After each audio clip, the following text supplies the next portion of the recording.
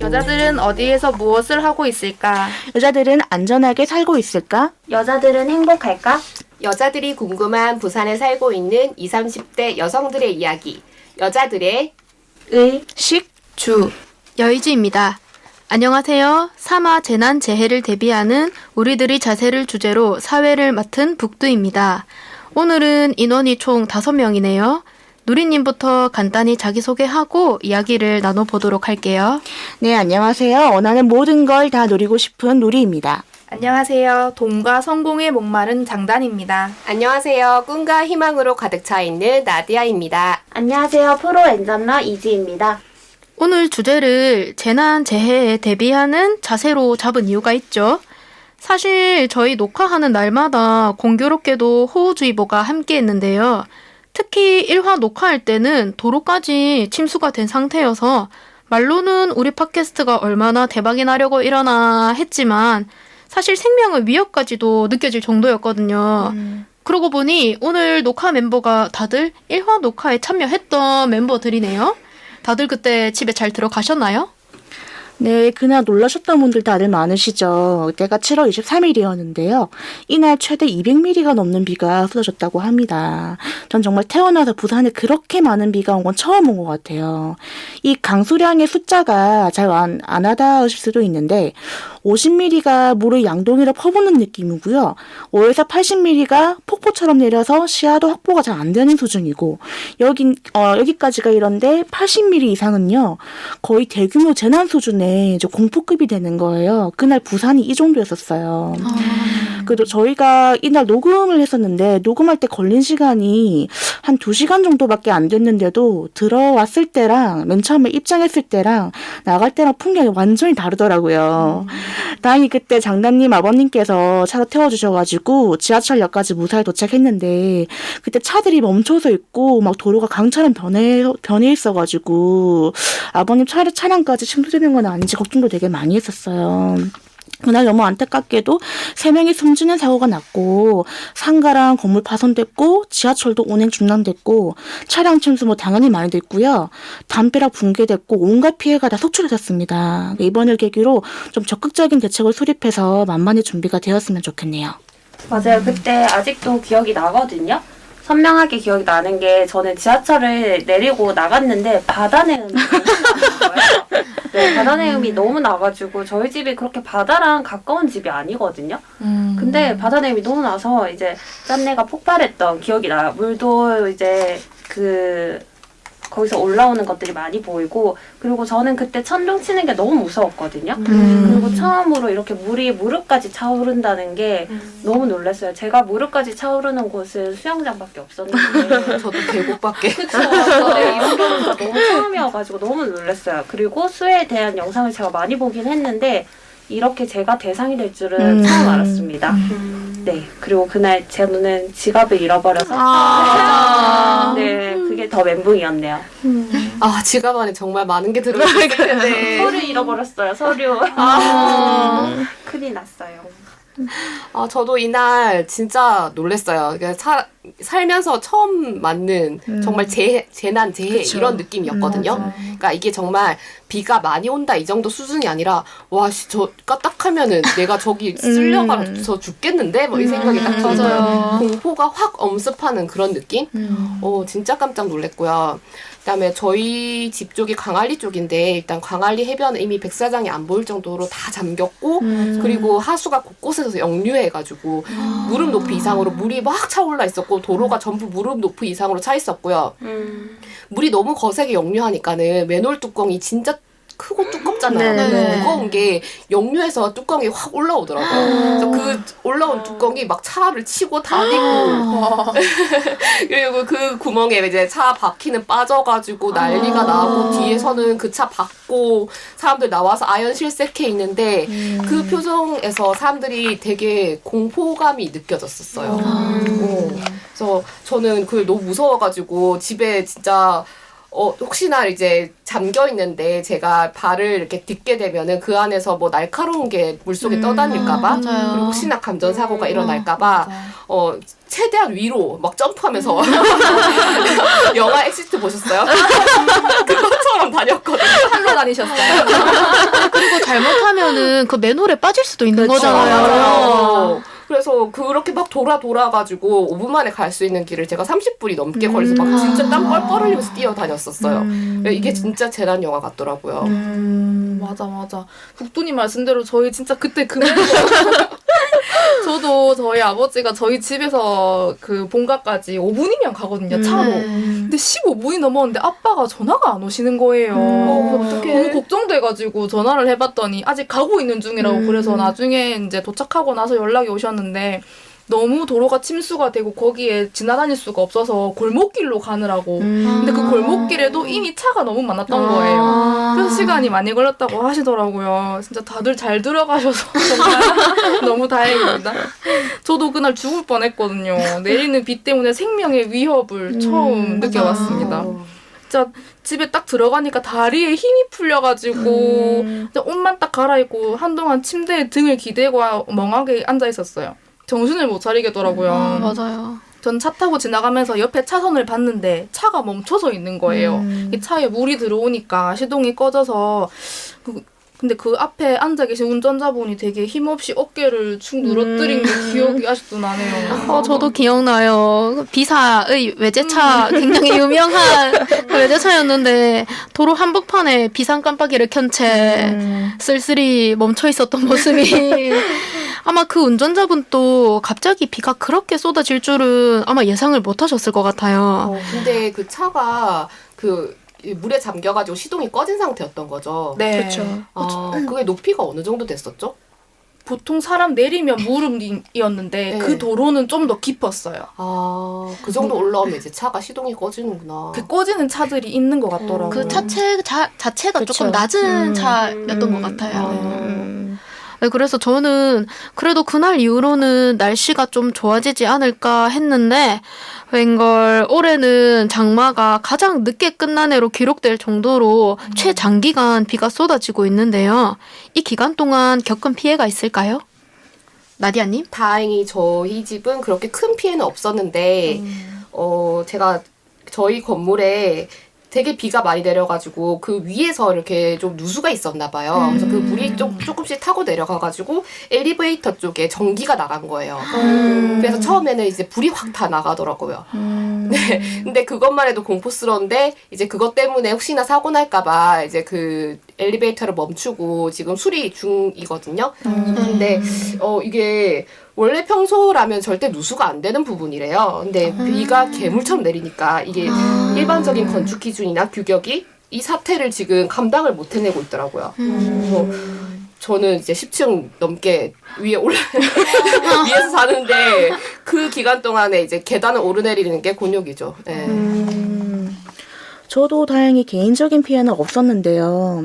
들려왔던 소식들이 정말 누가 당해도 이상하지 않았을 내용들이었어요. 벽이 붕괴돼서 토사물이 주택을 덮치고 아파트가 침수돼서 단체로 대피하고 이런 사건 사고들이 굉장히 많았는데 저희 집 빌라가 한 40년 됐거든요. 되게 오래됐어요. 그래서 연식이 오래되니까 그게 좀 걱정이 되더라고요. 저희 집도 좀 집안이 약해서 무너지는 거 아닌가. 요거 말고 정말 다 아시겠지만 속상했던 거는 이번에 지하차도에 3명이 숨지셨는데 그거랑 거의 판박이처럼 흡사한 사건이 전에도 있었다는 거거든요. 전에도 있었어요? 네, 전에도 있었어요. 거의 똑같아요. 2014년 8월 25일에 동래구 우장충로 지하차도가 침수돼서 60대 여성분하고 10대 손녀가 목숨을 잃었던 가족이 같이. 맞아요. 사건이 있었어요. 근데 6년이 지난 지금 거의 똑같은 사고가 또 터진 거예요. 물론 이제 그쪽에서 하는 말은 이만큼 비가 쏟아진 적이 없다고 하지만 근데 이번에 사고 난 초량 지하차도가 10년 전에 배수 펌프를 한 대 추가하고 그 뒤로 별다른 조치가 없었다는 거예요. 그게 전 너무 허탈하게 느껴지는 거예요. 언제까지 꼭 누가 한 명 죽어야 꼭 사고가 터져야 꼭 흉내가 아니라 실질적인 대처를 할지 이게 너무 좀 화가 나는데요. 그러니까 저는 개인적으로 이걸 욕심이라고 할지는 모르겠는데 적어도 재난 대비를 할 때만큼은 그 기준을 과거에 온전히 맞추는 게 아니라 특히 지금 환경오염 때문에 이상기후가 되게 많잖아요. 그쵸. 예, 또 이런 일이 또 얼마나 더 벌어질지 모르니까 그 기준을 좀 더 상향 조정했으면 하는 바람이 있습니다. 맞아요. 저는 아까 북도님이랑 얘기했다시피 이제 차량이 침수되는 거를 같이 봤거든요. 그걸 보고 나서 저도 이제 침수차에서 탈출 요령을 뉴스를 통해서 알아봤거든요. 차가 침수될 위기이지만 우회할 수가 없다면 저속으로 기어 변속이나 멈추지 않고 쭉 가는 것이 중요하다고 하더라고요. 네, 그리고 만약 침수가 되었을 경우 도구로 창문을 깨야 하는데 없다면 머리 받침대로 모서리를 가격해서 탈출해야 한대요. 근데 이제 더 찾아보니까 그걸로도 못 깨는 경우가 많대요. 요즘 차에 워낙 썬팅을 잘하니까. 네, 그래서 꼭 이제 그거를 깰 수 있는 도구를 구비해 두시는 게 제일 중요할 것 같고요. 그리고 물이 빠르게 차올라서 문을 열 수도 깰 수도 없다면 차 안과 밖의 수위차를 30cm 이내로 맞추어질 때까지 기다리며 문이 열린다고 합니다. 네, 아마 가슴 부근 정도가 될 것 같아요. 네네. 그리고 전면 유리보다 측면 유리가 더 깨기 쉽다고 하거든요. 영화처럼 앞 유리를 발로 차서 깨는 건 실제로는 힘들다고 합니다. 그래서 창문을 공략해야 할 것 같아요. 영상을 직접 찾아보니 생각보다 쉽더라고요. 한번 확인해 보시는 것도 좋을 것 같아요. 장단님은 어떠셨어요? 저는 피해라기보다 제 몸에 더 감사하게 됐습니다. 제가 처음에서 말씀드렸던 것처럼 전 최근에 PT를 시작했거든요. 근데 연례 행사처럼 이 기간이 되면 무릎도 아프고 허리도 아프고 등도 땡기고 막 한의원 다니고 그랬는데 이번에는 진짜 괜찮은 거예요. 그래서 진짜 여러분 살기 위해서 운동을 해야 합니다. 네. 저는 피해라고 보면 피해긴 한데 처음 이런 경험을 했거든요. 비가 많이 오면 천장에서 물이 떨어지는 건 봤지 바닥에서 샘 쏟는 경험은 처음 했습니다. 그래서 물을 퍼왔고요. 일하면서 이제 막 일하다가 가서 물 푸고 이제 그런 것들 보면서 호우주의보 내리면 저희 집보다 해사가 생각나요. 다시 물을 푸게 될까봐. 이지님 얘기하시니까 저 갑자기 어렸을 때 태풍 얘기가 생각나는데 태풍 매미 혹시 맞아요. 아빠가 처음에 창문에 테이프를 붙일 때까지만 해도 저는 오버라고 생각했거든요. 근데 저희 집이 그때 높은 층이 아니었는데도 집 전체가 다 흔들려가지고 엄청 무서웠던 기억이 나요. 그때 이후로는 태풍이나 호우주의보는 유심히 봤던 것 같거든요. 매미 지나고 나서 유람선도 넘어지고 부산항에 왜 컨테이너 움직이는 커다란 거 기억나요. 있잖아요. 네. 그게 쓰러져가지고 나라 경제에까지 피해를 줬던 게 생각이 나네요. 어렸을 때 일이라 기억에서 많이 잊혀져서 몰랐는데 피해가 상당했네요. 미리 대처가 필요할 것 같은데요? 네, 여기서 대처를 더 잘하지 못하면 이상기후 현상은 계속 이어질 거거든요. 그쵸. 피해는 결국 우리가 다 보게 되어 있단 말이에요. 부산 같은 도시는 지표면이 거의 아스팔트로 덮여 있어서 땅이 물을 흡수 못해서 흘러간 물을 이제 다 하수 시설에서 그걸 다 감당을 해내야 되는데 이번 홍수로 증명됐듯이 하수 시설이 이미 감당이 안 되는 상태입니다.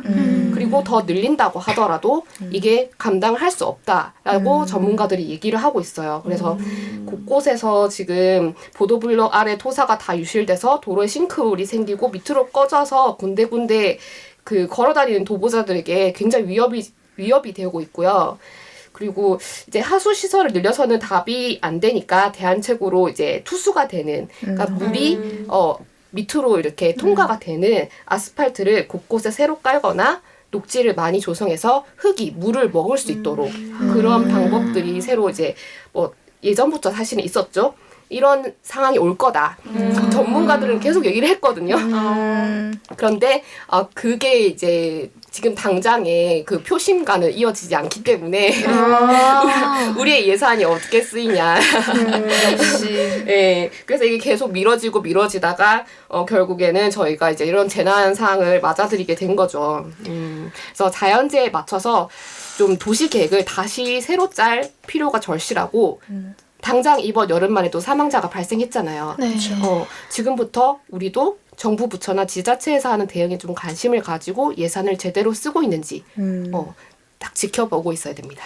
나디아님 의견에 정말 깊이 공감합니다. 소잃고 외양간 고친다는 속담이 딱 들어맞게 항상 문제가 터지고 나면 그제서야 부랴부랴 방안을 마련하잖아요. 피해자는 우리나 우리 가족 또는 가깝고 소중한 사람들이 될 수도 있거든요. 우리도 항상 관심을 가지고 있어야 할 것 같아요. 제가 성인이 된 이후로 처음 이런 재난재해에 관심을 가졌던 때가 2016년에 크게 지진이 일어났을 때거든요. 그때 고층 건물 안에 있었는데 정말 심하게 흔들렸어요. 그렇죠. 게다가 카톡이나 전화까지 먹통이 되면서 가족이나 친구들이랑 연락이 딱 두절이 되는데 그때의 공포심은 처음 느껴보는 감정이었어요. 그리고 더 큰 여진이 올 거라는 기사들도 많아서 길을 걸을 때 계속 불안해하고 집에도 늦게 들어갔거든요.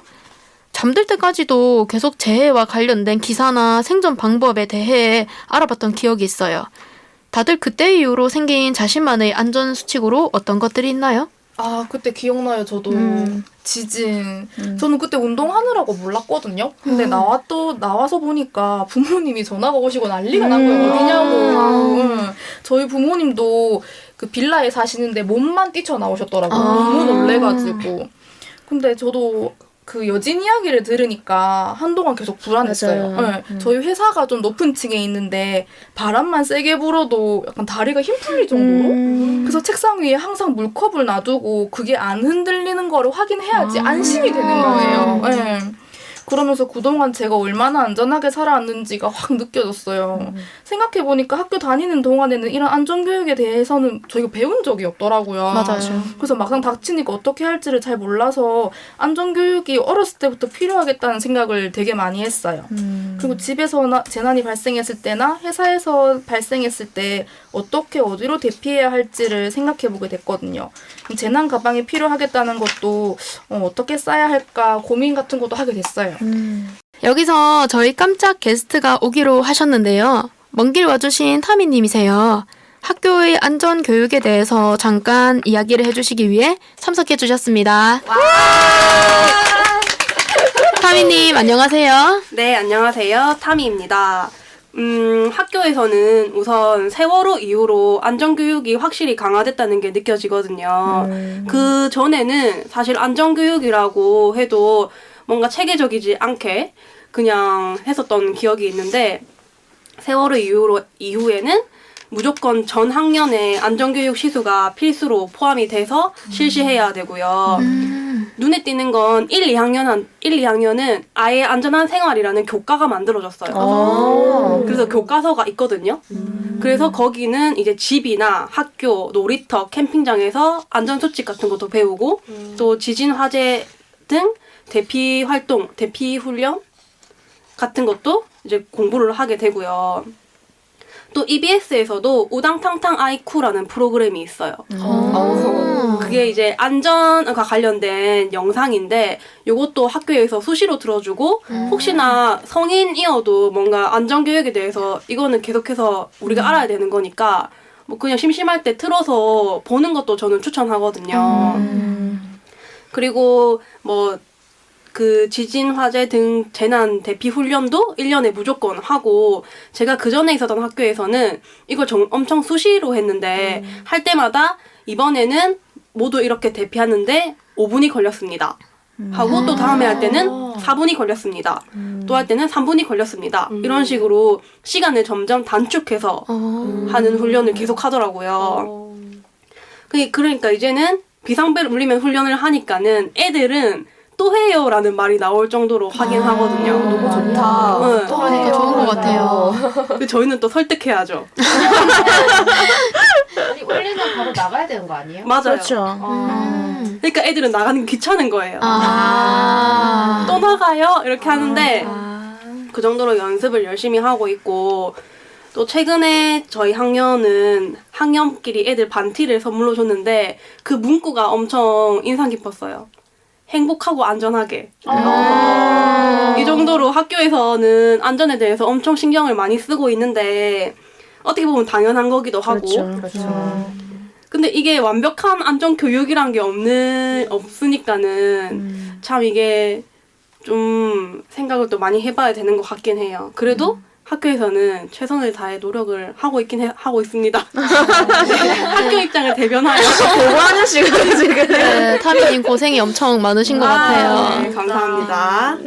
네, 저도 학교에서 이렇게 교육을 해준다고 하니까 참 제 옛날이 생각나더라고요. 저는 교육을 받은 기억이 딱히 없어요. 저도요. 그래서 훈련을 해본 기억도 없고 그러다 보니까 지진이 왔을 때 아직도 기억나는 게 밥을 먹고 있었거든요. 밥 먹은 채로 이렇게 기울어졌는데 근데 우리 엄마랑 아빠랑 셋이서 못 움직였어요. 왜냐면 이게 저희 집도 아파트고 뛰어나가야 된다라고는 하지만 이게 움직일 때 더 큰 일이 벌어질까봐 무서웠는데 다시 이제 잠잠해지고 나서 식사를 다시 했거든요. 네. 나가지 않았어요. 대단한 담력인데. 근데 이게 진짜 이게 대처 방법을 정확하게 모르니까 나가야 된다라고는 알고 있지만 이게 지금 나가도 될지 아니면 어떻게 해야 될지 잘 모르겠더라고요. 그리고 몸이 바로 안 움직이니까 이게 또 사람들이 또 나가지도 않는 경우가 많아서 이제 연습이 진짜 많이 필요하다라는 생각을 많이 하고요. 저는 그때 재난 가방을 샀거든요. 네, 이걸 대본을 적으면서 제가 찾아봤는데 어디 있는지 모르겠더라고요. 다시 네, 다시 찾아보도록 해야겠어요. 그러니까 굉장히 당황을 했을 텐데 그 우리나라 같은 경우에는 굉장히 고층 아파트가 많잖아요. 그러면은 너무 높은 곳에 있으니까는 엘리베이터를 타고 내려가야 된다고 생각을 하실 수도 있는데 이게 지진이 오면은 자동적으로 엘리베이터가 멈추게 되게 사실 설계가 되어 있거든요. 네, 그러니까 그게 위험할 수가 있어요. 그래서 무조건 계단으로 내려가셔야 되고 저는 이제 건축 쪽 특히 이제 내진 안전성이나 내진 공법을 하고 있는 회사에 다니고 있기 때문에 그때 지진이 있었던 날에 회사에 있었는데 회사가 갑자기 흔들 하는 거예요. 그런데 그렇게 흔들하고 나서 다들 서로 이렇게 딱 얼굴을 쳐다봤어요. 근데 1초 뒤에 바로 관련 전문가들이니까 아시잖아요. 이게 지진인지 저희가 이제 저희 회사 건물이 그 지하철 바로 옆에 있어가지고 사실 흔들림이 조금 있었거든요. 평소에. 그래서 이거를 분간을 해낸다고 다들 막 머리 굴리시다가 1초 뒤에 지진이다!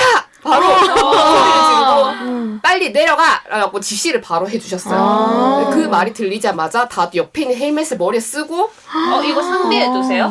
저희는 이제 안전공법이나 이런 데가 이제 항상 현장에 나가야 될 일이 있기 때문에 그 자리 옆에 헬멧을 두고 있거든요. 좋다. 그 헬멧을 머리에 쓰고 10초 만에 막 다 내려왔어요. 그래서 1층에 딱 내려왔는데 10초 만에 다 내려와 있는 거예요. 다 확인하고 누구 없나 다 있었어요. 그래서 일단 다 내려갔었고 내려가고 나서도 이제 전신주나 이런 게 쓰러질 위험이 있거든요.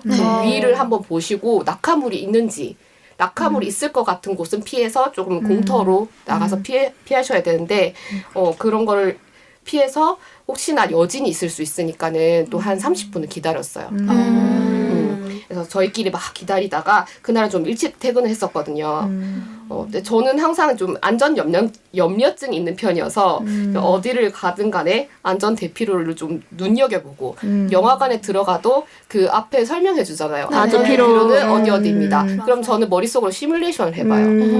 여기서 뛰쳐나가서 여기에 지금 출입문이 있으니까 왼쪽, 오른쪽 이런 식으로 이렇게 시뮬레이션 한 번씩 그려보거든요.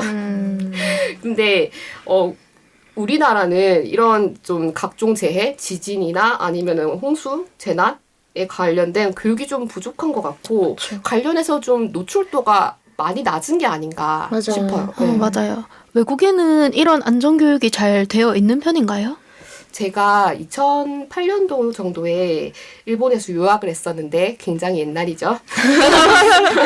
그때 제가 되게 인상 깊었던 게 감기나 이런 바이러스성 질병은 비말로 전염이 되기 때문에 옷소매 안쪽에다가 기침을 하는 드라큘라 기침법이라고 있었어요. 이렇게 딱 손을 딱 올리면은 드라큘라처럼 이렇게 그 망토를 이렇게 가리고 있는 것처럼 이런 모양이 된다고 해서 드라큘라 기침법이라고 했는데 그게 학교 내 포스터로도 다 걸려 있고 각종 그 뭐 공공시설이나 아니면 골목마다 이런 거를 접할 수가 있었어요. 그래서 이게 노출도가 높으니까 자연스럽게 제가 질병 예방 수칙을 다 알고 있더라고요. 그리고 당연히 지진 대피 수칙은 곳곳에 다 있어요. 정말 많고요. 그래서 이게 노출도가 높다 보니까 감기에 걸린 사람은 항상 마스크를 껴서 내 비말이 남에게 튀지 않도록 했었고 그리고 학교나 직장에서도 감기에 걸린 사람이 있으면 쉬라고 권유를 받았었어요. 그렇게 지내다가 한국에 와서 저는 너무 충격이었거든요. 아무렇지 않게 제 얼굴 쪽으로 자꾸 선생님이랑 재채기를 하시는 거예요. 그리고 감기에 걸려도 마스크를 끼지 않고 답답하다고 하시고 그리고 마스크를 끼고 있는 사람이 있어서 제 감기 걸리나 보다 괜찮아요 하고 제가 물어보니까 쌩얼이라서 쌩얼이라서 마스크 끼고 있는데요 라고 얘기 들어서 제가 너무 놀랬거든요. 마스크는 분명히 기능성인데 이게 쌩얼을 가리기 위한 용도로 사용되고 있었다니 네, 좀 충격이었어요. 그래서 지금으로부터 이게 12년 전 얘기인데 지금은 확실히 큰 재난이 좀 있었잖아요. 코로나나 그렇죠. 뭐 이런 것들이 있으니까. 그래서 예전보다 확실히 나아졌거든요. 그래도 꼭 코로나가 아니더라도 독감이나 감기 등에도 이런 것들이 굉장히 예방이 잘 될 수 있으니까는 평소에도 이런 것들을 좀 잘 지켜주면 좋겠다. 그리고 정부에서도 이런 것들을 많이 노출시킬 수 있도록 예산을 좀 편성을 해서 모두가 좀 알 수 있게 아까 학교에서 받았던 교육 너무 좋더라고요. 그쵸. 네, 그래서 그런 것처럼 그냥 성인들도 이런 것들을 좀 접할 수 있도록 했으면 좋겠다라는 생각이 들어요. 그리고 저만의 안전 팁을 몇 가지 말씀을 드리자면 질병 관련해서는 저는 바이러스가 묻어있을 만한 지하철 손잡이 등을 저도 그래요. 사실은 아예 잡지 않아요. 잘 안 잡아요. 그리고 만약에 잡게 되면은 꼭 손을 씻는 버릇이 있고요. 그리고 집에 들어오면 무조건 손을 씻고 집 손잡이는 알코올로 주기적으로 원래 청소를 하고 있었어요. 그게 제가 아르바이트를 했을 때 그 아르바이트 하는 가게에서 하루에 2번 알코올로 모든 손잡이를 소독을 했었거든요. 처음엔 약간 유난이다라는 생각을 했어요. 왜 이렇게까지 하지? 라고 얘기를 했었는데 그 오너분이 뭐라고 하셨냐면은 이게 바이러스성 전염병이 어디든지 묻어 있을 수 있고 그리고 화장실 같은 경우에 특히 대장균 같은 게 묻어 있을 수 있잖아요. 이게 손을 통해서 입으로 들어갈 수도 있고 이게 질병이랑도 이어질 거기 때문에 우리는 청결하게 관리를 해야 된다. 이렇게 얘기를 들어서 저는 그 뒤로부터는 이제 집에서도 항상 손잡이를 닦고 있습니다. 그리고 지진이 있을 때는 건물 밖으로 빨리 대피할 수 없을 때는 계단이나 화장실로 대피하시는 게 좋아요. 왜냐하면은 계단이나 화장실이 가장 구조적으로 튼튼하게 지어져 있거든요. 그래서 건물이 무너지더라도 가장 안전한 곳이라고 합니다. 화장실이나 계단이 튼튼하네요. 화장실은 식수 확보를 위해서 대피 공간으로 괜찮다고는 들었는데 계단이 안전한 줄은 정말 몰랐어요. 왠지 제일 빨리 부서질 것 같은 느낌이 들었거든요. 저도 그랬어요. 네. 누리님은 어떤 대처를 하셨어요? 네, 일단 저는 그때 지진보험을 들었습니다. 아마 그런데 그때 아마 저 말고도 지진보험 든 분들이 되게 많으실 거예요. 근데 그때 잠깐 화가 났던 거는 저희 원래 우리나라가 지진의 발생률이 조금 적다 보니까 사람들이 무관심하잖아요. 그래서 보험을 들 때 그 체크를 할 때 이제 산업부터 체크를 할 때 지진은 잘 체크를 안 했단 말이에요. 근데 그때 지진 나기 전에는 보험비가 지진 체크하면 그게 300원이었어요. 월 300원이었는데 근데 그게 지진 터지고 난 다음에 비싸지는 거는 이해를 해요, 당연히. 근데 없애버린 거예요. 보험회사에서. 아예 못하게끔. 하고 이 뭐하는 짓이냐면서 화를 막 내니까 그때 부랴부랴 뒤늦게 다시 했던 그게 기억이 나요. 그리고 저도 집이 낡았다 보니까 그때 지진보험 들었었고요. 그리고 그때 제가 회사에서 근무를 하고 있었거든요. 사무실에서 일하고 있었을 때 그때 지진 났었는데 저희 회사 건물도 큰 도로 옆에 있다 보니까 약간 좀 큰 차가 지나가면 좀 흔들거리는 게 있었단 말이에요. 화물차 같은 예, 화물차 같은 거요. 예, 예. 그래서 그때도 약간 흔들거렸을 때 그거겠거니 했는데 생각보다 이게 오래 가는 거예요. 그리고 드드드드드드 이렇게 되는데 맞아. 예. 그러다 그때 정말 그 순간 약간 주마등 같이 이게 위에 그 벽 타일이 무너질 것 같은 그게 약간 눈에 펼쳐진 것 같이 생생하게 느껴지는 거예요. 그걸 상상이 되는 거예요. 근데 그때 제가 웃겼던 게 분명히 제가 이렇게 드드드드 하는데 그게 가만히 있는 거예요. 제가 네, 가만히 그냥 모니터 보고 키보드 잡는 그 자세 그대로 가만히 있는 거예요. 그거 다 분명히 무서운데 근데 이제 다행히 지진이 멈췄어요. 멈췄는데 그 순간 제가 나중에 저를 되돌아보게 되더라고요. 저거 이제 사무실에 혼자 일하는데 아무도 볼 사람이 없잖아요. 저를 아무도 볼 사람이 없는데 맞아. 혼자 있었음에도 불구하고 이 책상 밑으로 들어가는 그 행위가 되게 유별나게 보일까? 이상해 보이지는 않을까? 아무도 없는데 그 상황에서조차 제가 눈치를 보고 있었던 거예요. 저도 사실은 그걸 고민을 했었거든요. 그런데 바로 옆에서 실장님이 내려가! 라고 명령을 바로 딱 지시를 해주시니까는 사람들이 그냥 지체 없이 바로 내려갔던 것 같아요.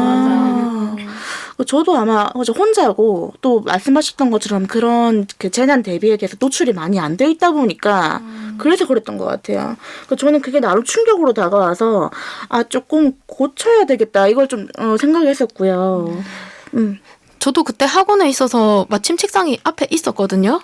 근데 어떻게 해야 하는지 알고는 있으면서도 누리님처럼 눈치만 보고 결국 그대로 있었어요. 이런 쓸데없는 군중 심리는 버려야 하는데 말이죠. 그러니까요. 그 군중심리 관련해서 제가 얼마 전에 영상에서 본 내용이 있어서 조금 알려드릴게요. 그때 예전에 콜롬비아 대학에서 참가자를 모집해서 실험실에서 설문지를 작성하게 시킨 다음에 갑자기 연기가 나오게끔 어딘가에서 연기를 피우게끔 했었거든요. 이 참가자들은 그냥 설문지 작성하는 게 테스트겠거니 하고 했는데 근데 결과가 혼자 있을 때랑 다른 사람이랑 같이 있었을 때랑 결과가 완전히 달랐대요. 그러니까 혼자 있었을 때는 연기를 피웠을 때 그 관계자한테 알리는 비율이 75%였는데 3명이 있을 때는 38%만 알렸다는 거예요. 확 줄어들었죠. 많은 것도 아닌데. 3명이 있었을 때 그 참가자는 1명이고 나머지 사람들은 연기자였던 거네요? 아니요. 전부 다 참가자였던 걸로 알고 있어요. 그래요? 네. 가만히 있었던 거예요, 그냥. 누가 한 명 먼저 움직이지 않으니까. 그래서 이게 심지어는 막 연기가 나고 눈물이 나도 다 가만히 있으니까 이거 평소에도 잘 일어나? 뭐 괜찮겠지? 이렇게 그냥 가만히 있었던 거예요. 울면서도 눈물이 나면서도. 그러니까 이게 그 사람들이 똑똑하지 않아서라고는 생각은 안 하고요. 평소에 내가 아무리 나 이거 무슨 일 있었을 때 이렇게 해야지 아무리 결심을 해도 그런 군중 속에 있었을 때 내 맘대로 잘 안 되는 것 같아요. 그래서 아까 저희 계속 그 정부 지침이나 뭐 재난 대비 훈련 이런 것들을 하고 있는데요. 이게 중요한 이유가 약간 세뇌되듯이 계속 좀 접해야 아까처럼 위급 상황에서도 1분 1초가 중요하잖아요. 그러니까 저처럼 망설일 게 아니고 몸이 먼저 움직이게끔 하도록 좀 훈련하는 게 필요할 것 같아요. 지금은 그런 게 약하니까 저희가 스스로 알아보고 외워놔야 되겠죠. 그래서 여의주에서 여러분들을 위해서 재난 발생 시 대처 사항들을 알려드리겠습니다. 우리 청취자님들께 도움되실 것 같아서 준비했어요. 같이 들어주시고 재난에 피해 없었으면 좋겠습니다. 먼저 지진 발생 시의 대처 방법 먼저 알려드릴게요. 내용이 길어서 조금 빠르게 읽어드릴게요. 지진의 진동이 끝나면 계단을 이용해 공터로 대피해야 합니다. 지진 시에는 문에 비틀림이 생겨서 열리지 않는 경우가 있을 수 있으므로 미리 방의 창문이나 문 현관을 열어 출구를 확보해 주세요. 그리고 가스, 차단기는 다 내려주시고요. 갇힐 수 있기 때문에 가능한 엘리베이터는 사용하지 마시고 엘리베이터를 타고 있다면 가장 가까운 층에 내려 대피하고 인터폰으로 구조를 요청합니다. 만약 방에 갇히거나 움직일 수 없게 된 경우 계속 소리를 지르면 체력이 소모되니 단단한 물건으로 문이나 벽을 치면서 큰 소리를 내어 본인이 실내에 있다는 걸 알려주세요. 외부에 있을 때는 낙하물에 주의하면서 안전한 장소로 이동해 주세요. 자동차 안에 있을 때는 비상등을 켜고 천천히 감속해서 흔들림이 멈출 때까지 기다려 주세요. 피난할 때는 열쇠를 꽂아둔 채로 차에서 멀리 이동해 주세요. 이번처럼 풍수의 대처 방법은요. 텔레비전이나 라디오, 휴대전화 등으로 재해 정보를 듣고 상황을 파악하셔야 해요. 그리고 태풍이 접근 시에 실외에 있을 경우 인근 시설로 들어가서 태풍이 지나가기를 기다려줘야 해요. 배수구 주변에 쓰레기가 쌓여 빗물이 흐르지 못해 침수의 위험이 높아질 수 있으니 하수구와 배수구를 점검하고 청소해주세요. 유리창에 테이프를 X자 모양으로 붙여 파손을 막아주면 됩니다. 침수 시 보행 가능한 수위의 기준은 무릎까지이지만 수위가 낮아도 물살이 거세면 움직이기 힘들 수 있기 때문에 높은 곳으로 대피해 주세요. 침수된 도로는 맨홀 및 배수로에 뚜껑이 빠져 있어서 빨려 들어갈 수도 있으니 우산 등으로 땅을 살피면서 이동해 주세요. 가로등이나 신호등, 고압 전선에 가까이 가지 마시고 천둥 번개가 칠 때에는 건물 안으로 대피하셔야 됩니다. 이 외에 각종 재난 시 대처 방법을 미리 참고해 주시면 좋겠죠. 네, 저도 미리 숙지를 해놔야 될 것 같아요. 근데 만약 재난이 상당히 심각한 수준이어서 완전히 대피를 해야 하는 상황이라면 어떨까요? 아마 재난 가방까지 준비를 해야 할 것 같은데 필수로 챙겨야 하는 물품들은 어떤 것들이 있을까요? 아마 식수나 라디오 정도는 꼭 챙겨야 되지 않을까요? 그쵸. 그쵸. 저는 아날로그 시계, 칼, 야광봉, 간단한 건조식품이랑 불도 꼭 필요할 것 같아요. 저는 재난 가방에는 생리대가 꼭 필수품이라고 들었거든요. 지혈도 잘 되고 여자들한테는 생필품이기도 하고 탐폰 같은 거 옛날에 전쟁터에서 지혈제로 썼다고 들었거든요. 맞아, 네. 맞아. 그래서 저는 생리대를 많이 채워놓고 손전등이랑 지도를 먼저 넣을 것 같아요. 저 탐폰 그 코피 났을 때 코에 꼭 그 영화에서 최고죠. 저거 영화 뭔지 알 것 같아요. 치즈더맨. 맞아. 그렇게 쓰는 거구나. 지혈이 잘 된다고 합니다. 흡수력이 좋대요. 그렇죠. 그리고 화재가 났을 때 왜 손수건에 물 적셔가지고 입 막아야 된다고 하잖아요. 네네. 근데 요즘은 아예 마르지 않는 용액 처리돼가지고 마스크인데 액체에 적셔진 마스크 이런 게 있대요. 화재 대피용 습식 마스크? 아마 그건 것 같아요. 이 지진을 겪고 나서 아버지가 가방에 넣고 다니라고 챙겨주셨거든요. 그래서 그것도 챙겨놓고 요즘 손전등도 태양열로 충전되는 거 아세요? 아니요. 네, 그게 내 그거 계곡 같은 데 띄워놓으면 자기가 알아서 충전이 돼요. 좋다. 그래서 밤에 사용할 수 있고. 그리고 그 먹어야 되니까 오래 먹을 수 있는 음식 같은 것도 챙겨놓고 그렇게 할 것 같아요. 저는. 맞아요. 생존 배낭은 미리 준비하는 게 좋다고 해요. 저는 찾아봤는데요. 그중에서 인상 깊었던 거는 물컵이랑 호루라기, 조명탄이었는데 사실 개인 물컵은 그전까지는 별로 필요가 있을까 생각했었는데 그렇죠. 이번에 코로나 터지고 나서 예, 물컵이 없으면 다 이제 공동 같이 써야 되잖아요. 그러면 바이러스가 터지기 쉬우니까 컵이랑 뭐 수저 같은 거는 따로 챙겨두는 게 좋겠죠. 그리고 통신망이 끊겨서 휴대전화 사용할 수 없을 때는 조명탄으로 내 위치를 알릴 수 있다고 하고요. 만약에 이걸 본진이라 그러죠. 자기 좋아하는 가수들의 그 본진의 야광봉, 뭐 응원봉 있잖아요. 네네. 그것도 활용하면 좋겠죠. 찾아보니까 요새는 생존 배낭 재난 대비 키트라고 해서 그런 상품도 많이 팔더라고요. 가격 따라서 구성 차이가 크긴 한데 개별로 준비하는 게 번거로우신 분들은 그거 구매하셔도 좋을 것 같아요. 저는 생각지도 못했던 안전모 이런 거나 나침반 겸용 호루라기, 파이어 스틱 이런 것도 있어서 좋았어요.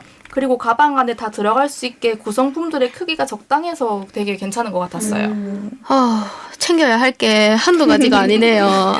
코로나 사태 겪으면서 아시겠지만 재난이 닥치면 필요한 물건들의 가격이 갑자기 껑충 뛰기도 하니까 미리 구비해 놓는 게 좋을 것 같네요. 그리고 가구 형태에 따라서도 준비가 조금씩 달라질 것 같은데요. 장단님이 최근에 독립을 하셨잖아요. 준비에 어떤 차이가 있는 것 같으세요? 저는 사실 가족들이랑 같이 있을 때는 약간 뭔가 재난에 대한 걱정이 옅어지는 느낌? 같이 있으니까. 네, 대비를 안 했던 것 같아요. 근데 혼자 살기 시작하니까 더 구체적으로 방법을 생각하게 되더라고요.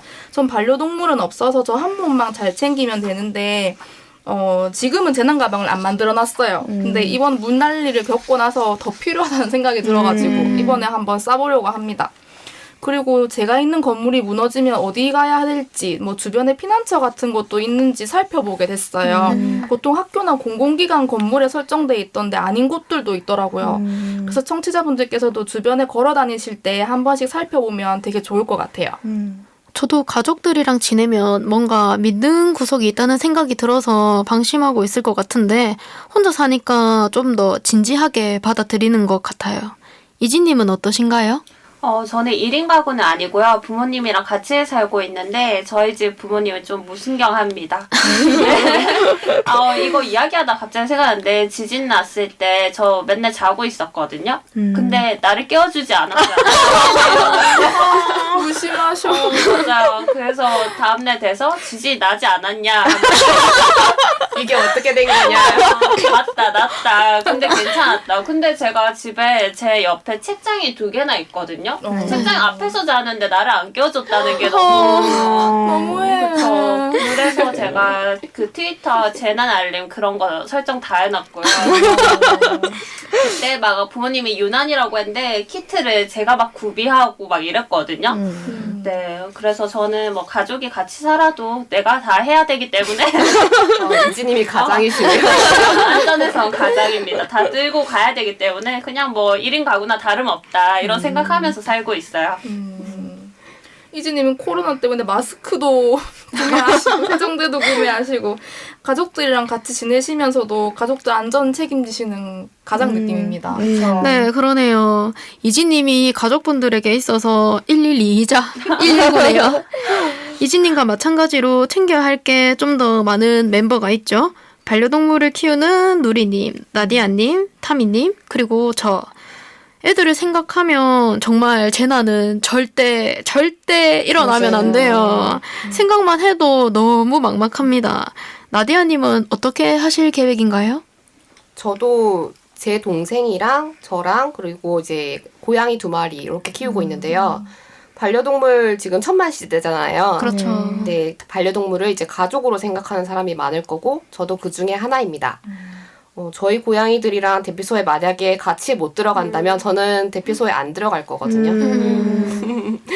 아마 저랑 비슷한 선택을 하시는 분들이 많을 거예요. 차마 내 새끼들이 죽는 걸 못 봐서 같이 죽음을 선택하시는 분들이 생기지 않도록 정부에서 대피소 시스템을 좀 갖춰줬으면 좋겠어요. 아, 저도 그렇게 했으면 좋겠는데, 근데 대피소에 동물을 들이는 것에 대해서 반대하는 사람들이 좀 많더라고요.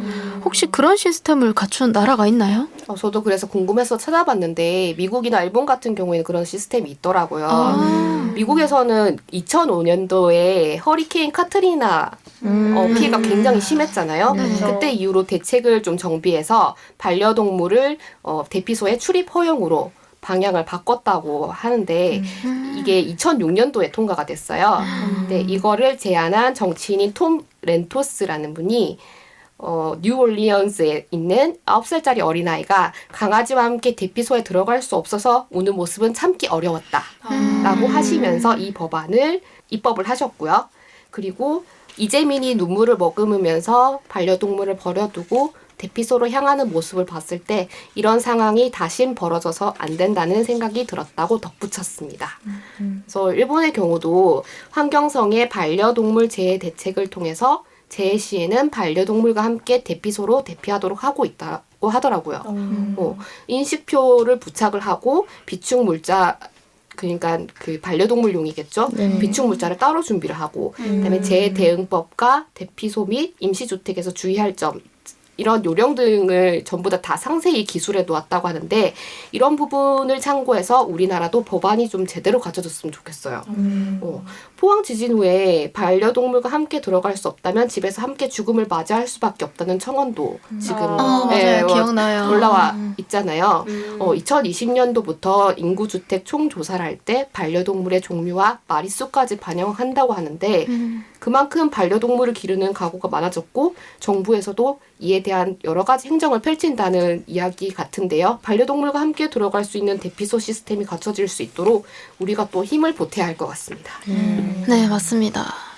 네, 재난 상황이 이제 심각한 수준으로 도달한다면 특히 여자들은 신변의 위협이 더욱 커질 거라고 생각하는데요. 만약 그런 상황까지 일어난다면 어떤 대처를 추가적으로 하는 것이 좋을까요? 예전에 그 전쟁이 나면은 여자들은 그저 죽었다 생각하는 수밖에 없다고 할머니가 말씀하신 게 생각이 나거든요. 그때는 이제 땅굴을 파고 막 숨고 강주리에 숨고 산에 막 숨고 이렇게 했는데도 일본군, 한국군 할 거 없이 여자들을 겁탈했다고 하더라고요. 한국군까지도. 네, 그런 강기가 올라오는 순간은 이제 전쟁으로 인한 과도한 스트레스, 여기서는 재난으로 인한 스트레스는 안전에 대한 위협이 되겠죠. 그런 과도한 스트레스를 폭력으로 해소하기 위한 그런 작용이라고 생각을 하는데 이게 누군가 통제하는 사람이 있고 심판하는 눈이 있다고 생각되는 상황에서는 대부분의 사람들은 범죄를 저지르지 못하거든요. 결국 재난 상황에서도 중앙정부가 잘 컨트롤하고 있다는 느낌을 주는 것이 관건이라고 생각합니다. 맞아요. 재난 상황 관련해서 전문가의 배치 그리고 공무원들이 일사불란하게 아까 그 타미님처럼 프로토콜대로 움직이도록 훈련되어 있을 것 이게 다 인건비의 문제가 되기도 하는데요. 맞아요. 이게 정말 중요하고 뒷전으로 밀어서는 안 되는 그런 문제들이거든요. 근데 이럼에도 불구하고 개인의 신상에 위협이 되는 순간들이 올 수도 있겠죠? 생각하기도 끔찍하지만 저도 뭐 재난 가방에 호신도구 하나 넣어놔야 될 것 같습니다. 맞아요. 국가 역할이 정말 중요하죠. 그 유엔개발계획 보고서에 따르면 재해재난 시에 여성이 더 취약한 반면에 위기 대처 능력은 떨어진다고 합니다. 여기엔 자기뿐만이 아니라 가족을 돌봐야 한다는 역할 때문에 대처 능력이 남성보다 제한되기도 하지만 재난관리 교육이나 훈련, 연습 등이 모두 정상 성인 남성을 기준으로 만들어져 있는 이유도 있다고 해요. 여기도 교육의 부재가 있는 거죠. 대피소 또한 성별 구분 없이 그냥 공동으로 쓸 게 아니라 여성 탈의 공간이나 속옷 같은 거, 그런 빨래를 건조할 수 있는 장소, 영화 수요 장소들을 확보할 수 있도록 구호 과정에서도 성인지적인 관점이 반드시 필요하다고 생각합니다. 성별 구분 없이 공동으로 쓴다고 하니까 좀 걱정이 되네요. 네. 여성 1인 가구나 여성으로만 구성된 가족 단위도 있을 텐데요. 그쵸. 저도 그래서 저번에 이제 유튜브에서 봤는데 미국에서 일어난 사례인데 집계는 되지 않았다고 하더라고요. 재난 대피 장소에서 성폭행 피해가 굉장히 많았다고 해요. 너무 끔찍하다. 네, 그래서 저는 누구든지 찌를 수 있도록 집에 있는 쿠보탄을 챙겨야 할 것 같아요. 네, 내 몸을 지킬 수 있는 호신용품이 꼭 필요하다고 생각하고 있어요. 맞아요. 전 정말 우리나라의 총기 소지 허용이 돼야 된다고 생각하는 사람이라서 네. 예전에 얘기가 총기 소지까지. 이게 좀 사람 따라 많이 생각이 다르긴 한데 저는 약간 여성과 남성이 동등하게 대응할 수 있는 유일한 무기가 총이라고 생각하거든요. 네, 그래서 예전에 필리핀에 잠깐 살았었는데 그때는 총기 허용 국가인지 처음에 몰랐어요. 근데 슈퍼마켓 앞이나 카페 앞에 총기를 든 가드들이 지키고 있는 게 너무 놀랬었거든요. 근데 살다 보니까 자기 지키기 위한 방법 한 가지쯤은 있어야겠더라고요. 그리고 요즘 또 좀비 영화가 되게 많이 나오잖아요. 저는 약간 좀비 재난 사태가 일어난다면 어떨까 하고 생각해 본 적이 있는데 그래서 그런지 총이나 뭐 도끼 정도는 준비하는 게 필요하다고 생각해요. 사격장 같은 데 가서 총 쏘는 법을 배우고 싶은데 뭐 기회가 잘 안 되네요. 총기 소지가 허용되면 우리나라 인구가 반토막이 나지 않을까 하는 염려가 들기도 하네요. 대신 관할 경찰서장의 분사기 소지 허가증을 받으면 호신용 가스총을 가지고 다닐 수 있거든요. 이게 진짜 총은 아니지만 뭐 이렇게 무슨 그런 상황이 닥쳤을 때 꺼내들면서 진짜 살벌하게 연기력을 막 펼치면 제대로 먹혀 들어가지 않을까 싶기도 하네요. 맞아요. 저는 그리고 호신술도 굉장히 중요하다고 생각을 하는데요. 왜냐하면 위협 상황이 됐을 때 몸이 딱 굳어버리잖아요. 그렇죠. 네, 그래서 예전에 책에서 봤는데 서울에는 이제 여성 호신을 하는 곳도 있다고 하더라고요. 그래서 이제 뭐 TV에서 보는 것처럼 그렇게 대처하는 게 아니라 정말 신체적으로 대처할 수 있도록 하는 그런 시스템이 있다라고 해서 이제 여성을 위한 호신술을 배울 수 있는 기회가 지자체 정도로 마련이 됐으면 좋겠습니다. 저는 호신술 따로 배우러 다니기엔 여건이 안 돼서 운동을 꾸준하게 하려고 하거든요. 체력이라도 있어야지 도망갈 수 있을 것 같아서 그래서 제가 여성 호신술 유튜버를 찾아봤어요. 근데 생각보다 어렵지가 않더라고요. 네. 만약에 누가 이렇게 손목을 딱 잡았다. 그러면 바로 그냥 이렇게 올리면 돼요. 맞아요. 이렇게 간단하게 행동하는 것만으로 벗어날 수가 있는 거예요. 근데 그분이 하시는 말씀 이렇게 딱 벗어나자마자 바로 도망가야 된다고. 뒤도 돌아보지 말고 도망가라고 그렇게 얘기하시더라고요. 그래서 저는 직장에서 하는 성평등 교육보다 이런 걸 더 해주면 좋겠다는 생각이 들었어요. 간단한데 잘 모르니까 내 몸 지킬 방법 하나 정도는 알려줬으면 좋겠어요. 지자체나 성평등 교육으로 직장에서 해주면 정말 좋을 것 같아요. 저도 한때 호신술 겸 운동 겸 배워보려고 주짓수나 복싱 등을 알아봤는데요. 뭐 정말 운동을 열심히 하면 전혀 그런 생각을 못 하겠지만 아무래도 몸을 격하게 썩는 동작들도 많고 여성 비율이 적다 보니 시선이 부담된다는 의견을 들어서 좀 망설여지더라고요. 그래서 집 근처에 있는 여성회관의 강좌 프로그램을 봤는데 안타깝게도 없더라고요. 생각난 김에 민원 넣어야겠는데. 맞습니다. 그래서 생각난 김에 의견을 한번 넣어봐야겠더라고요. 한 번 말고 여러 번 넣어봐야 될 것 같아요. 넣어요, 같이. 네네. 같이 다른 넣읍시다. 지역까지도 하면은 이게 많은 사람들이 필요로 한다고 받아들여지면 개설이 될 수도 있을 것 같아요. 다들 동참해 주실 거죠? 네. 저희 사격도 다 같이 한번 하러 갑시다. 해보고 싶어요. 해보고 싶어요. 네. 오늘 재난재해와 관련해서 이야기들을 많이 나눴는데 사실 저는 이런 일들이 영화에서나 나올 법하다고 생각했었어요. 근데 올해를 너무 다이나믹하게 보내고 있다 보니 이제는 정말 나에게도 일어날 수 있다는 생각이 들어서 미리 대비를 해야 할 것 같아요.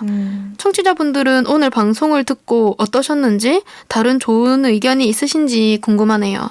인스타그램 드래곤볼 051 그리고 네이버 메일 드래곤볼051 네이버닷컴으로 언제든 소통 기다리고 있습니다. 네, 팟빵, 팟캐스트, 오디오 클립, 유튜브까지 열려 있으니 댓글 남겨주세요.